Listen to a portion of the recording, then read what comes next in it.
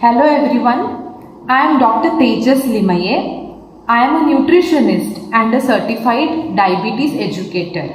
So today we will be talking about healthy lifestyle and especially we will be focusing on healthy diet and how your diet affects your health. So I welcome all of you in the session and we will start with some quick facts about diet and health. And let me tell you that your diet is a very important cornerstone of a healthy lifestyle.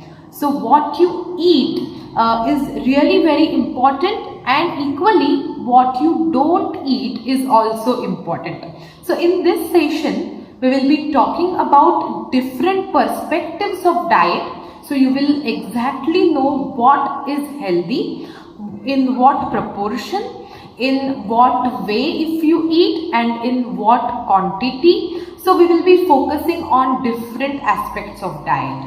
At the same time, we will be also looking at different foods in our daily diet which are affecting our health due to bad nutrients or due to the processing they have undergone. So let's begin with the session. To begin with, I would like to assess your own self so that we can know whether we are on the right track or we are already lagging behind and we are already going wrong somewhere. So I would like you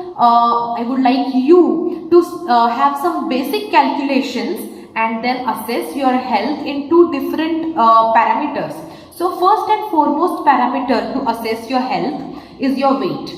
So if you are okay with your weight, if you are under the normal range of your weight, that means you are quite healthy and you are likely to prevent various conditions which are related to health, starting from lifestyle diseases like diabetes, high blood pressure, high cholesterol levels.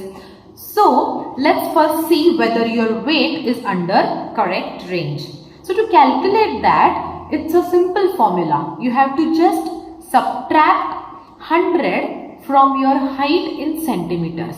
तो आपको ये calculation करना है easily, quickly. आपकी जो height है उसको centimetres में कन्वर्ट कर लो and just minus 100 from your height. Let me give you an example. मेरी हाइट है 165 centimetres. My height is 5 feet 6 inches, that is somewhere around 165 centimeters. So if I subtract 100 from my height, so the answer will be 65 and that is my ideal weight. So if my weight is somewhere around 65 kgs or less than that, that means I am under good zone of recommended weight. So have you calculated for yourself? And if your weight is below your ideal weight, that means your lifestyle is likely to be healthy. Next parameter to assess is your waist circumference. Why I have chosen these two parameters? Because you can easily check them at your own place. You need not go anywhere, but weighing scale is very common in households. And second is waist measurement, which can be easily done with a single tape or even a string, and you can then measure the length of that string. And waist circumference should be measured at the level of your navel and while you are breathing in. So when you breathe in, your tummy comes out, and at that time you have to measure your waist circumference. So if your waist circumference is less than 80 centimeters and if you are a woman, then yes, your waist circumference is under good range. If you are a man and your waist circumference is less than 90 centimeters, that again means that yes, your waist circumference is under good range. So don't worry. But if it is exceeding the limits, then you must be aware that you are entering the red zone or risk zone, and you have to adjust your lifestyle and especially your diet to get your levels under control. And your weight and waist circumference are mostly controlled by your diet and physical activity. So in this presentation, we are going to see how it affects your weight, waist circumference and health. So we are now starting with the details of your diet. Now we will see what are we exactly going to learn in this session. So to start with, I would like to answer all WH type questions regarding your diet. So first we will see why it is important to have a healthy diet. Secondly, what you should include in your diet. Third point, what not to include or what to avoid in your diet. Fourth point would be how much quantity is good when it comes to healthy diet. Fifth point would be when it is good time to have food or have your diet. And sixth point, which is again very important point, how or the way you eat your food is also very important. So we will also be talking about how to eat or how to have your diet when it is in front of you. So let's start with the first point, why it is important to have good healthy diet. And the reason is diet is foundation of your life. So whatever you eat is converted to various parts of your body, to your body composition, and that is why it is important to eat healthy, so that your body composition, in the sense your muscles, your fat percentage, your bone mass, everything will be in good proportion, or everything will be under control. So that is the first function of a healthy diet. That diet helps to grow, diet helps to build yourself, and that starts in the beginning of life. So you grow, basically your growth rate is very high as you are young, but as you age, your growth rate goes down, but still you are still growing. Your hair grow, your nails grow, your body is undergoing constant repair mechanism, and for that also you need a good diet for rejuvenation. So during various processes inside your body, you develop or you produce different toxic chemicals, and to get rid of those chemicals, your diet should contain some components called antioxidants, and that way your diet is going to nullify the toxic effects of various processes or various cycles going inside your body. And for that means for rejuvenation, you need a good diet. And lastly, for prevention of various health conditions, as I said, especially conditions which are related to lifestyle like diabetes, high blood pressure, high cholesterol levels, obesity, to prevent these conditions, your diet is going to help you. So it is very important to have good and healthy and well balanced diet. Now let's go to the next question, what and what not. So we will answer these two questions simultaneously. When you know what to eat, you will automatically know what not to eat. Okay, and for that I have developed a very simple but effective method, and that's called signal method. The signal, the meaning is similar to our road traffic signal. Red means stop, you have to restrict those foods. Yellow means stop, wait, watch, if it is safe you can go ahead, or diet, if it is safe to have such foods, sometimes you can go ahead with these foods, but not always. And green signal means you can go ahead with these foods without any problem. So green signal foods are healthy for you.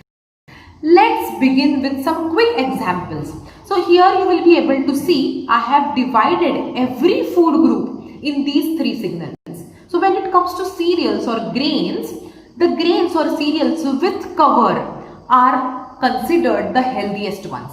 So brown rice, cereals with cover, so unpolished grains, unpolished cereals or unpolished millets are always healthy than the polished ones. So that is why I have kept white rice in yellow zone. So sometimes you can have it, but don't make it a practice to have white rice or polished rice in your regular meals. Okay, and in red zone you will be able to see all your favorite foods like fried rice or biryani. Okay, then if it comes to pulses or dals, again dals with cover or sprouts are really healthy for you, and dals without cover, polished pulses, I have kept under yellow zone. So sometimes okay, but not as a regular thing. And your red zone contains pulses in the form of fried dal, farsan, or besan fried foods like bhujia. So such foods should be avoided. And you will be able to see I have divided each food group likewise.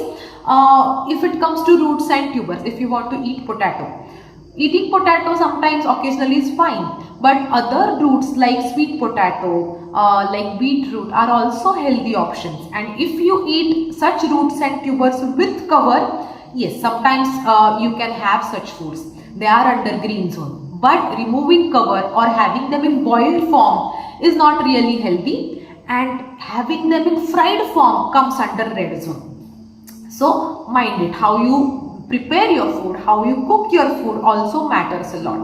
Then I will be talking about vegetables and fruits together. So whenever you have fruits and vegetables in their fresh form, natural form, least processed form, they are the best for you. So they will come under green zone.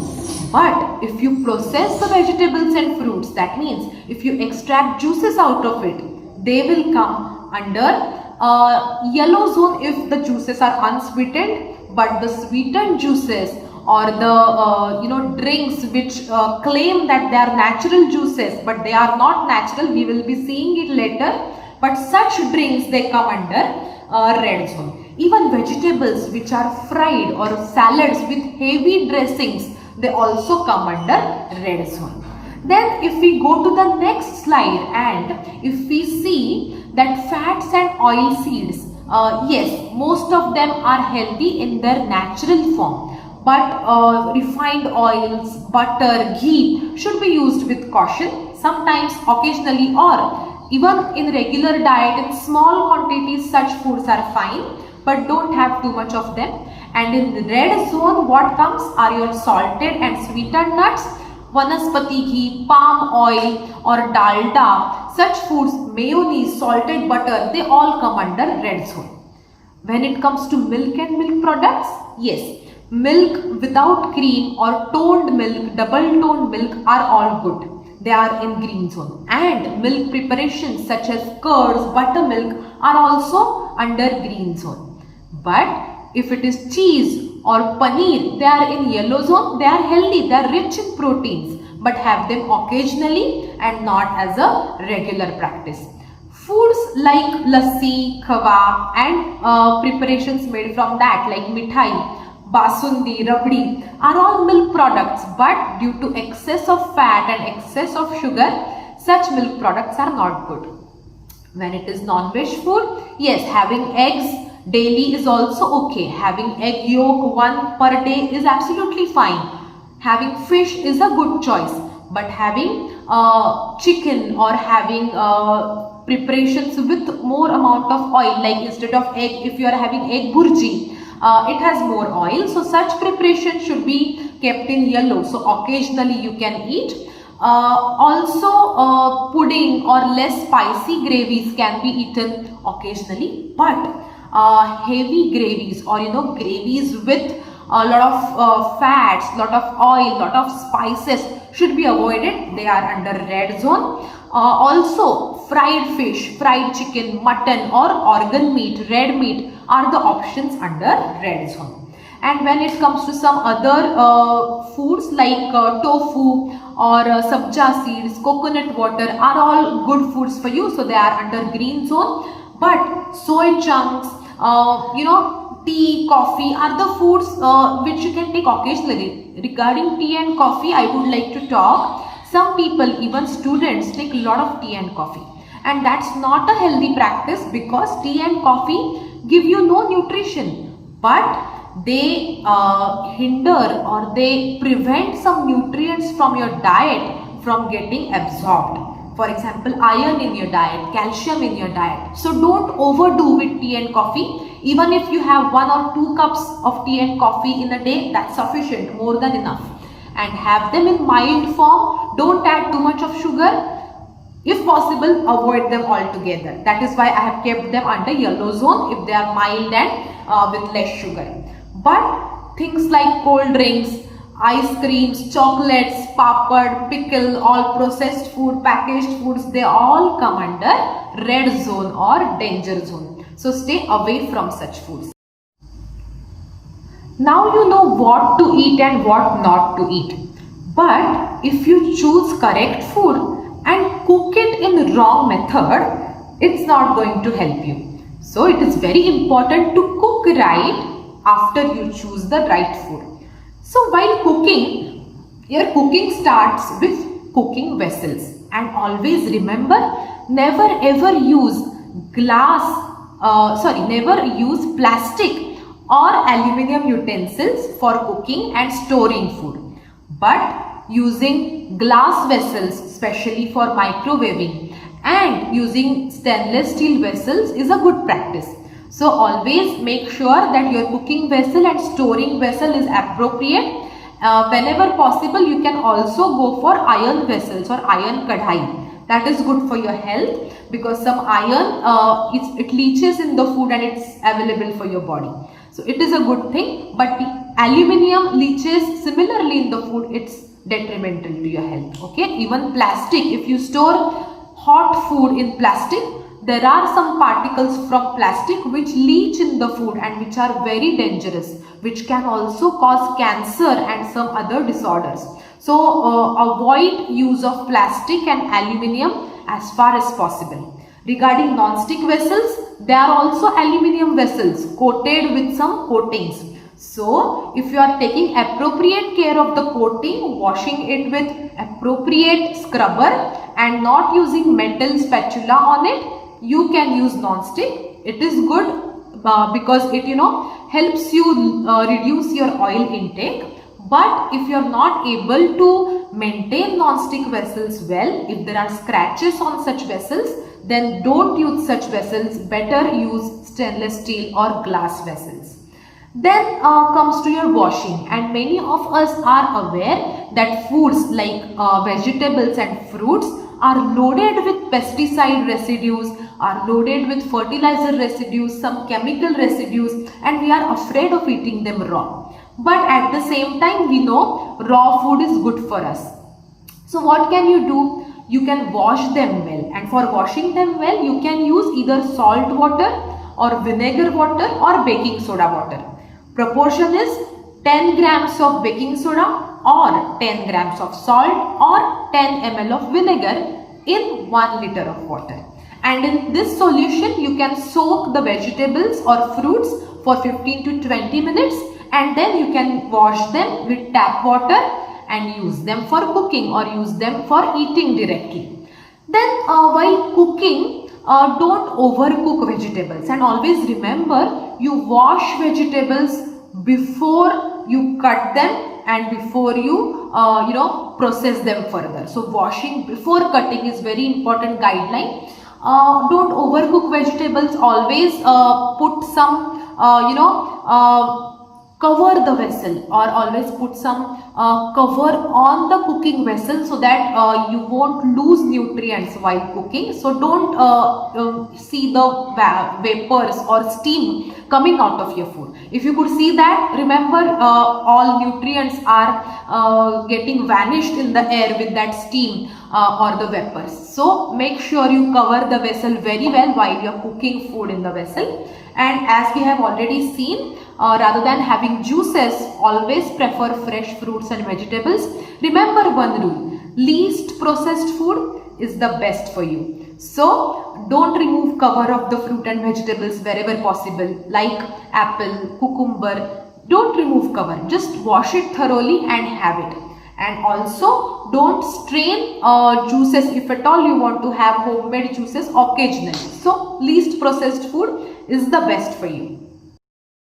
Now I will be talking about white poisons in the diet, and there are very common and very popular foods in the diet which act like a poison if we take them in excess of amount and in regular diet. Can you guess some of them? Yes, they are very easy to guess. And starting with sugar and salt, they are very common white poisons in our diet. Why poison? Because first of all, sugar we do not get any nutrients from sugar. It is just empty calories. And also sugar can cause dental caries. Sugar can lead to obesity if taken in excess. That is why it is called poison. Second is salt. So salt also, if taken in extra amount, it acts like a poison. It can increase your blood pressure beyond a certain limit. So make sure you use appropriate amount of salt. The exact amount we will be talking about later. But yes, I am just mentioning the white poisons now. Third is, I have shown white bread. That means all refined grains like white rice, white flour like maida, refined flour.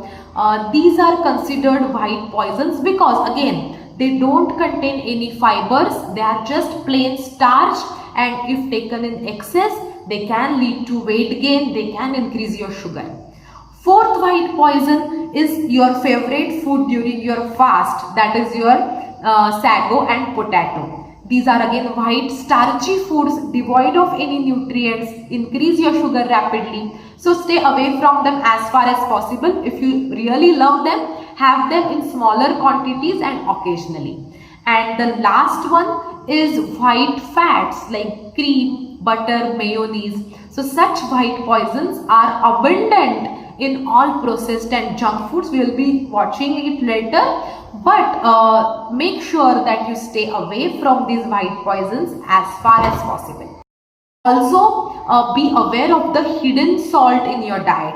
So even if you don't add salt in these foods are already rich in salt or sodium because they are added with some preservatives. They are added with baking soda. Like for example, all bakery products, bread, biscuits, toast, khari. So all these products are rich in sodium because soda is added while preparation. Even preserved foods like pickles, jams are all rich in sodium because of sodium benzoate, which is used as a preservative.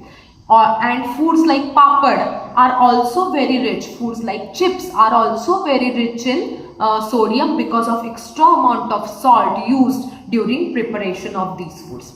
Then I will be showing you some of the food labels to show you that packaged food is loaded with these white poisons. And first picture is of Oreo biscuit. So any cream biscuit you can take, and if you see, you will be able to see that it is loaded with sugar. And always read first ingredient on the food list whenever you look for a food label. And first ingredient in the list is present in the highest form in that particular food. So in this biscuits food label, sugar is the first ingredient on the list. That means the most used ingredient in these biscuits is sugar. And stay away from sugar. We have already seen it. So you now know these biscuits are not really healthy. They are also loaded with fat if you check the food label. Next is your favorite milk additive. And I have just given one example, but there are many powders available in the market, starting from Bournvita, Horlicks, Complan. There are many more, but all powders are similar in the composition. If you check the food label, again on the ingredient list you will see first ingredient as malt extract and second is sugar. So again it is loaded with sugar and malt, which is again a processed version of carbohydrates.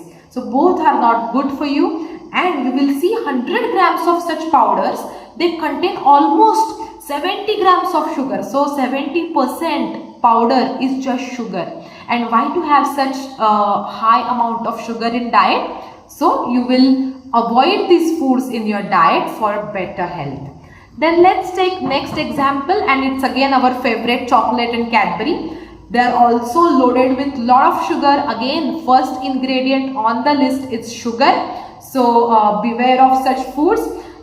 You will see 55 grams of sugar per 100 gram and lot of fat, almost 30 grams of fat per 100 grams. So all these ingredients are really unhealthy for you, and that is why you have to mind what you eat.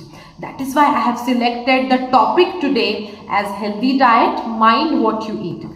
Then next is again your favorite chips. They are also loaded with edible vegetable oil, lot of fat, and as discussed, lot of sodium. So lot of preservatives. More, longer is the ingredient list. Remember, worse is the food for you, because it is highly processed. It is added with too many additives, too many preservatives, and too many chemicals. So these are some facts to read your food labels. Then your next food label is about very commonly eaten nowadays, brown bread and some digestive or high fiber biscuits. We think by the name that these preparations must be healthy for us. But that's not the case. If you read the food label, you will see if it is brown bread's food label, the first one, it has refined wheat flour 56%. Refined wheat flour is maida. So majority of your brown bread is maida, but just they are fooling you because they have added 30% of whole wheat, and that is why they are calling the bread as whole wheat bread, but it's in real term or in real sense it is not whole wheat. That is why whenever a food is labeled with some food claim that it is rich in fibers, healthy for heart, cholesterol friendly, you have to read the food label and then you have to decide whether to eat. Now we will check food label of again very favorite drink which we usually drink when we go out. So especially when we go to the hotels or restaurants, we never drink water. We always go and drink some carbonated beverage, and especially in summers we also stock up these beverages at home and we drink them happily. But let me tell you, these drinks are again not really healthy for you. If you read food label, you will come to know. And this is again one example of Coke, but similar. All other drinks are similar, like Pepsi, Mirinda, Fanta, all are similar. And if you read the food label, you will realize that just one can or 350 ml of this drink contains almost 40 grams of sugar. That means around 8 teaspoons of sugar, which is really very high. And if you compare it with some healthy drink like coconut water, it gives just very less or little amount of sugar and very less calories. Then we were talking about fruit juices, and especially the commercial ones which are available in the market in the name of real fruit juice or natural fruit juice. But if you read the food label, again you will realize that they are not real. See the ingredient list. It contains only 25% of pomegranate juice concentrate. So less than or almost 1/4 of the juice is just the juice. Remaining is water and all additives which are not healthy. It is again added with sugar. If you see the list again, you will see that it contains almost 10 grams of sugar per 100 ml. So if you drink 300 ml of juice, you will get 30 grams of sugar. That is again really very high amount of sugar for your body. So against that, if you compare one single fruit, natural, fresh, seasonal fruit, it is very healthy and it gives lot of nutrients but less calories, less sugar, and it is also filling. So you feel full after eating a fruit compared to after drinking a glass of juice. So that is also very important, and that is why we recommend fresh fruits and whole fruits compared to juices. Let's go to next question, that how much should you eat? And when it comes to how much, I would like to specify the quantity of sugar, oil and salt in your diet. So if you ask me how much sugar I really need, my answer would be 0 or none. You need no sugar at all, because whatever you eat is converted to sugar. That is why your brain gets sugar 24/7 even if you don't eat any sugar in your diet, like simple sugar or cane sugar.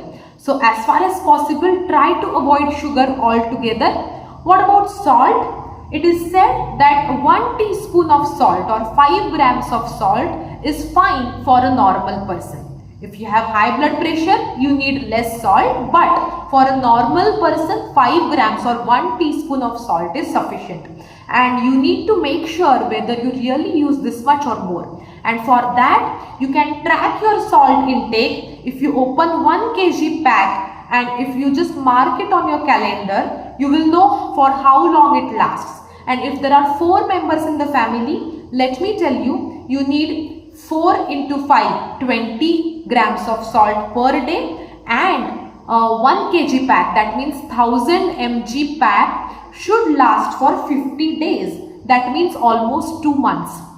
So make sure you need salt for these many days, and if you are finishing your pack before that, make sure that you use less salt now onwards.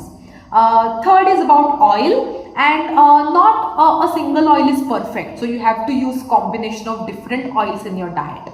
But when it comes to quantity, it is also important to maintain very precise quantity of oil in your diet.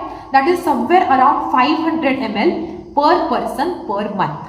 So if there are 4 members in the family, only 2 liters of oil should be sufficient for a month's time. That means, if there are 4 members, 2 liters. 6 members, 3 liters. Likewise, if there are 2 members in the family, just 1 liter of oil is sufficient for a month. And if you back calculate, you will realize that you are using much more oil than this, and you have to restrict the quantity of oil, and you can do that by not applying oil to your chapatis, so making fulka instead of chapatis, using less oil for your vegetables, having less amount of fried food. So these are some simple ways by which you can reduce your oil intake. Then let's talk about water. So how much water should you consume? And let me tell you, it is very individualized, because it depends on many factors like your activity levels, like outside temperature. In summers, you need more water. If you are very active, you need more water. But the general rule says that you can take around 12 to 15 glasses of water. That means around 3 liters of water. That is what you should aim for. And to know whether you are drinking sufficient water, the simple method is to check your urine color. So if your urine is too dark in color, that means you are drinking less water and you need to improve on your water intake. Yes, so that was about your water intake. And make sure whenever you are thirsty, drink water and not sugary beverages. Now let's go to the next slide where we are going to see how your plate should look like. So if you make 4 parts of your plate, make sure that half of your plate, that is 50% of your plate, is filled with fruits, vegetables and salads. Only 1/4 of plate is filled with starch or grains like chapati, rice, bhakri, and remaining 1/4, that is 1/4, should be filled with some proteins like dals, like legumes, pulses, sprouts, dahi, egg if you are a non-vegetarian. So some protein source should be there in every meal. I know that your plate doesn't look like this. Most of our plates are filled with grains. Most of the part of the plate is made up of chapati and rice and bhakri. So make sure you reduce the amount of these grains in your diet, but at the same time increase the amount of salads, vegetables and proteins to make it a healthy and well balanced diet. Similarly, the next question, how much to eat? In that question I would like to say, if you make 4 parts of your tummy or stomach, imaginary, it's not practically possible, but imaginary, and if there are 4 parts, only 2 parts should be filled with food, 1 with water and 1 with air. That means 1 part should be empty for better digestion. So don't stuff yourself with food. Keep little space whenever you are eating and stop before you are full. So that will again help to have good health and good digestion. The next question, when it is good time to have food? And the answer is very simple, whenever you are hungry. So avoid fasting and feasting. Having too much of food at a time or having no food for long intervals is not good for you. Have food at regular set times if possible. If possible, have your dinner as early as possible. Jain people, they eat their dinner before the sunset, and that's a good practice. So if you could do it considering your schedule, that would be the best choice. If not, aim for early dinner as early as possible. Keep a gap of at least 1 to 1.5 hours between your dinner and your bedtime. Lastly, we are going to see how to eat, or the way you eat is really very important. Even if you choose right food, right quantity, right frequency, but if you eat in a bad manner or inappropriate manner, it's going to harm your health. And you will be looking at the slide and you will know what I mean, that many of us, many people around, they eat in front of the TV, or while they are watching their mobiles, or while they are reading newspaper, they tend to eat, and that's a very bad practice, because that distracts your attention from food. So basically, first of all, you have to ask yourself that whether I'm really hungry, is it time for my food? Should I eat food because I'm hungry, or I'm just eating because food is offered to me, food is in front of me, I'm just bored and out of boredom I'm eating. So you have to make sure that you eat only when you are hungry. Stop before you are really full, as we discussed. Eat peacefully without any distractions, and also chew your food well. We all know you have to chew each bite 32 times, but do we really do it? No. And for that you have to really eat mindfully. So eat nutritious food. When eating, just pay attention to food, eat with others, share with others, set a particular place and time for your food, and always respect your food. Consider where food comes from. There are so many efforts involved till the time food comes to your plate. So acknowledge and appreciate the efforts of farmers, right from the farmers till the person who cooks food for you. So pay attention, eat food respectfully, and that will be really healthy for you.